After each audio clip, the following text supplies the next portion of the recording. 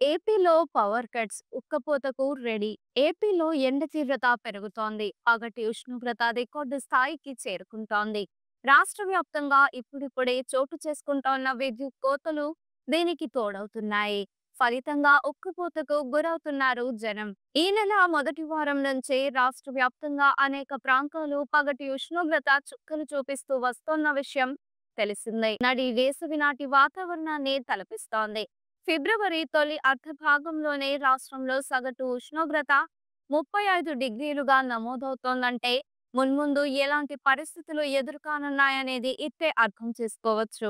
వచ్చే 4 రోజుల్లో గరిష్ట ఉష్ణోగ్రత సాధారణం కంటే 4 డిగ్రీల సెల్సియస్ వరకు అధికంగా ఉండే అవకాశం ఉందని విశాఖపట్నంలోని భారత వాతావరణ కేంద్రం అంచనా వేసింది. ఏప్రిల్ మే నెలల్లో పగటి ఉష్ణోగ్రత గరిష్టంగా 40 నుంచి 45 డిగ్రీల వరకు ఉండే అవకాశాలు లేకపోలేదు.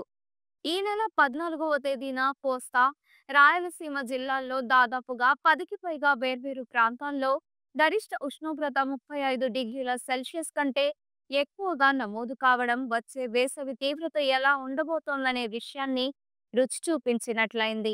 కోస్తా జిల్లాల్లో గాలిలో తేమ శాతం 45 నుంచి 70% వరకు ఉండగా ఈ సంఖ్య రాయలసీమలో 25 నుంచి 45% వరకు రికార్డయింది. పొడి వాతావరణం కారణంగా ఎండ తీవ్రత అధికంగా ఉంటోందని విశాఖపట్నంలోని భారత వాతావరణ కేంద్రం స్పష్టం చేసింది.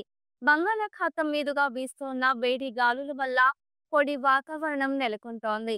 మున్ముందు ఎండ తీవ్రత మరింత పెరుగుతుందని, మార్చి మొదటి వారంలో గరిష్ట ఉష్ణోగ్రత 40 డిగ్రీలకు చేరువ కావచ్చని అంచనా వేసింది. దీనికి అనుగుణంగా రాయలసీమ జిల్లాల్లో వేడి తీవ్రత రోజురోజుకు అధికమవుతూ వస్తోంది. అనంతపురం, శ్రీ సత్యసాయి పుట్టపర్తి, కర్నూలు, నంద్యాల జిల్లాల్లోని పలు ప్రాంతాల్లో నమోదవుతున్న పగటి ఉష్ణోగ్రత 36 డిగ్రీల పైమాటే.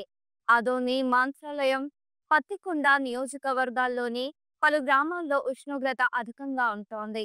ఈ వీడియో మీకు నచ్చినట్లయితే లైక్ చేయండి. మరికొన్ని లేటెస్ట్ అప్డేట్స్ కోసం వెంటనే మన ఛానల్‌ను సబ్స్క్రైబ్ చేయండి. ఈ వీడియోపై మీ అభిప్రాయాన్ని కామెంట్ రూపంలో తెలియజేయండి.